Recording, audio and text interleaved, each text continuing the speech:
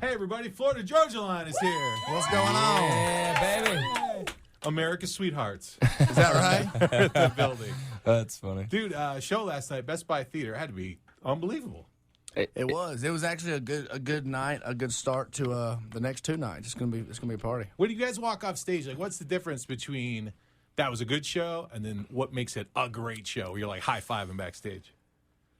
You know what? That's a good question. I don't know if there's actually one. You know, the fans are always amazing, and I don't know. Maybe the amount of fireball shots we take during the show. I don't know.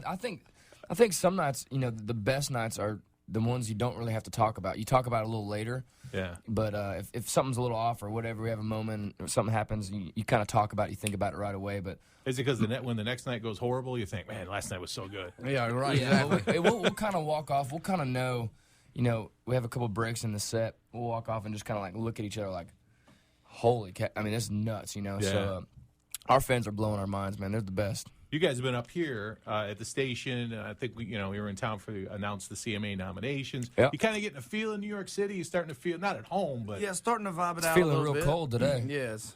it's amazing It's, how cold is, isn't it? You forget how cold. It was like when we got here a couple of days ago. It was literally just cut right through you. It was horrible, and you know we're used to. We've been in some pretty warm weather here lately, so it was definitely a culture shock for a It felt second. like 10 degrees out to me, so I can imagine. That For you wind guys. chill will get you, but nuts. no, New York's great. I mean, we're starting to sort of somewhat figure our way around here, and you know. You're in that stage where you just know enough to be dangerous, to be like, oh yeah, we go. Well, the this people way, around no way. us, our team, know enough. So we just kind of follow their lead and put a jacket on and You've like human GPS try to catch a is cab or following you around something. everywhere. That's right.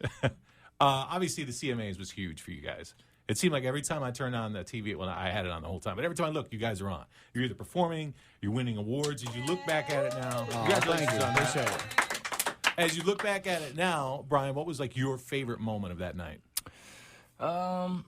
Single of the year, I mean, was the one that we were really, you know, kind of hoping for, and just because that song, I mean, we wrote when we didn't have a publishing deal. To be a part of it, you know, both as writers and performers, and to see it go from a couch to, you know, the biggest stage, and that was great. But to win that award, to have our moms next to each other with us, I mean, you literally does not get any better than that. I mean, it just very, very blessed, surreal, crazy. When did the idea to bring your moms?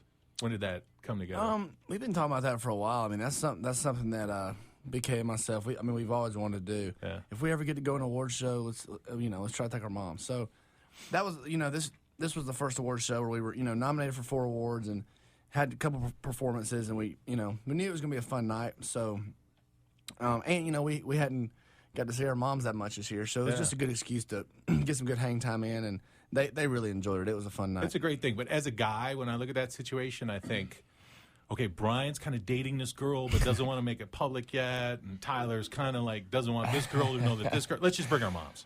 We'll just bring our moms. It's an easy out. Everybody's cool That's with one way bringing to the look mom. at it. As you kind of look back, I don't know who you were in your world. Like, speaking of girls and women, is it harder for you? Is it different? I mean, where you?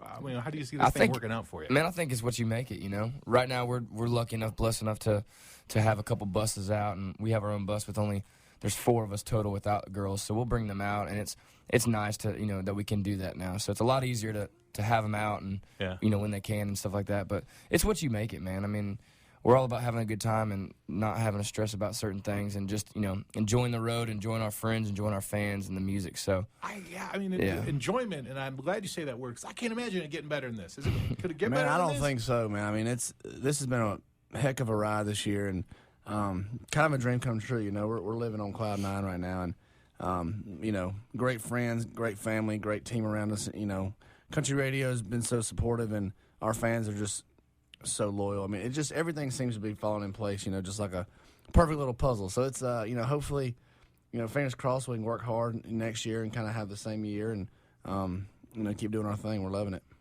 Does anybody say, like, 2014 can't be this good, this big, just to bring you guys back down to reality?